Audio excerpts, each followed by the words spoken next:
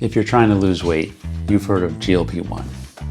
It is in the news, it's the buzzword, but what is it? Well, simply put, GLP-1 is a receptor in the body.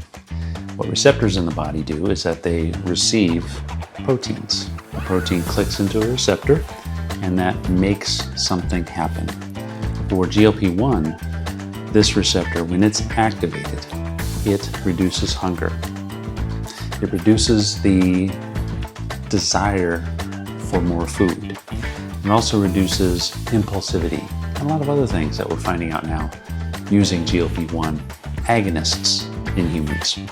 So the GLP-1 agonist is the medication, is what people are taking to lose weight.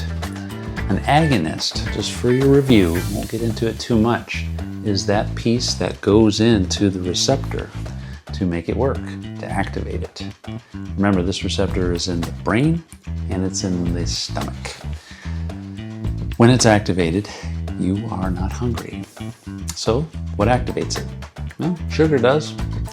A nice piece of bread, candy bar, Kit Kats, they all activate it.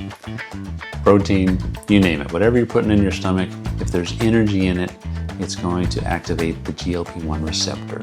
So when this receptor is activated, it stays active naturally for a couple minutes. The medication has found a way to keep this active much longer.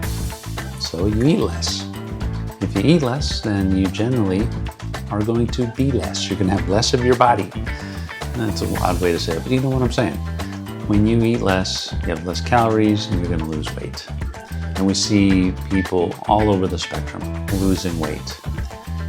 We see this in celebrities, we see this in, you name it, probably even a friend of yours has lost weight with GLP-1 agonist medications. So what is this weight loss like? Is it healthy? Well, when you look at losing weight with a chemical or any biological process, when you look at taking natural biology and injecting a chemical into the equation, you're going to have some consequences. So the weight gain typically for most people is a consequence of poor habits, making bad decisions as far as food intake, maybe not exercising. All these things are basic and fundamental to make sure that you are healthy and you're at a normal weight. We're able to take a medication now and convince our body that we don't need to eat. But a lot of people in my practice are still eating the same kind of food, just a lot less. So it's the food choices that make inflammation in the body. And these choices of food cause our body to be how it is. It affects the chemistry inside our body. And if we're eating garbage, if we're eating junk food and gaining weight, then we take a medication to lose weight, yet we're still eating the junk food, you're going to end up a skinny, obese person. You're going to look thin, you're going to look healthy on the outside, but chemically, all the effects of obesity are still there. And that, I think, is one of the problems of the GLP-1 agonist medication.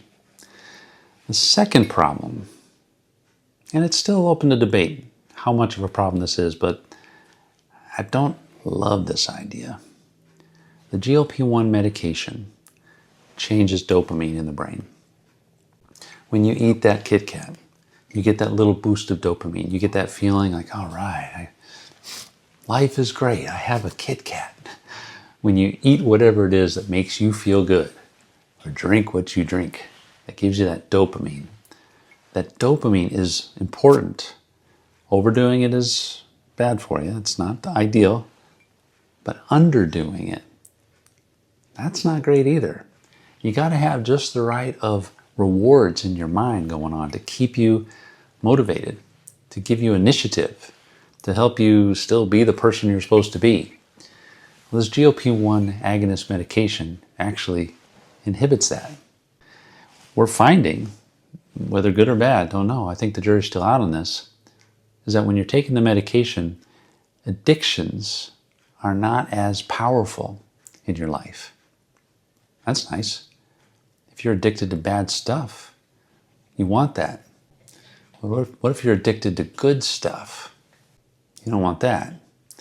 So reducing your addictions, reducing your drive, when the drive is towards negativity and things that are bad for you, yeah, that's great. But what about the drive to positivity and things that are good for you? The natural reason we have dopamine is to reward things that are good for us. The issue we have in our digital world is that dopamine kicks in when we're rewarded for things that aren't so great for us. Specifically, our phones and the visual input that comes from scrolling.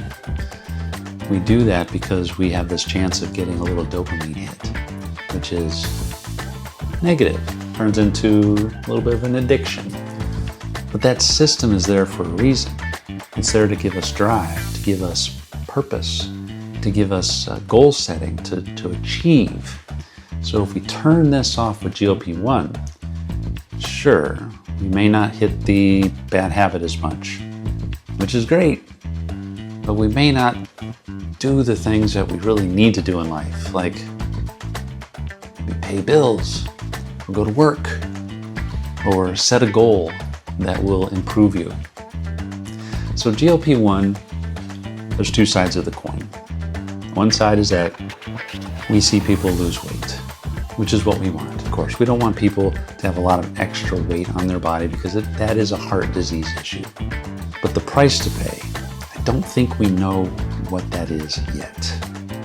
So if you want to take a deeper dive into this, I would suggest my next video, which talks about how one bad day will not mess up your week. And by focusing on the week, you can have success when it comes to your health, when it comes to goals.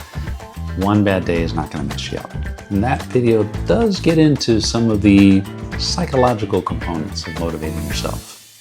So I'd invite you to jump over to that video and we'll pick up there. Thanks.